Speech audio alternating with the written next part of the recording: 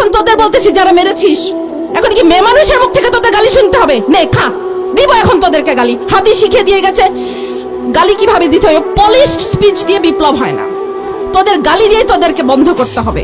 তোরা হাদির গালি সহ্য করতে পারিস নাই, হাদিকে শেষ করে দিয়েছিস। গুলি লেগেছে হাদির আদর্শে, জুলাইয়ের মতাদর্শে।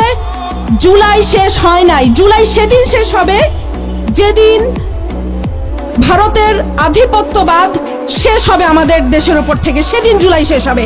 জুলাই শেষ হয়নি, জুলাই সেদিন পর্যন্ত শেষ হবে না। বাসায় বুড়া বাবা মা অবুঝ সন্তান রেখে আসছি, হাদিস শিখিয়ে দিয়ে গেছে।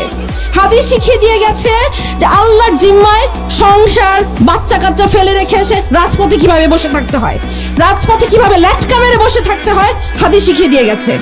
হাদি আমাদেরকে স্ট্র্যাটেজি শিখিয়ে দিয়ে গেছে যে তোমরা কিভাবে রাজপথ দখল করবা, কিভাবে রাজপথ না ছাড়তে হয়, হাদি আমাদেরকে শিখিয়ে দিয়ে গেছে।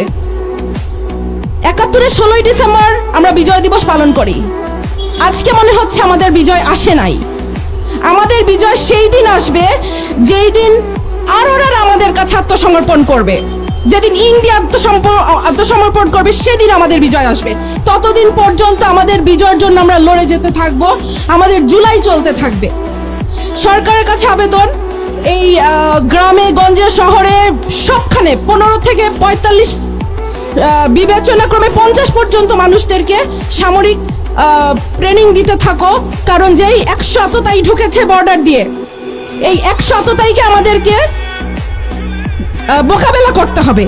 সেই আততায়ীদেরকে মোকাবেলা করার জন্য যে শকুন থাবা উঁচিয়ে রেখেছে চারিদিক থেকে ইন্ডিয়া, সেই ইন্ডিয়াকে আমাদেরকে মোকাবেলা করার জন্য আমাদেরকে ঘরে ঘরে মা বোন ছেলে মেয়ে নির্বিশেষে ট্রেনিং দিতে হবে, কারণ আমাদেরকে এদেরকে মোকাবেলা করতে হবে।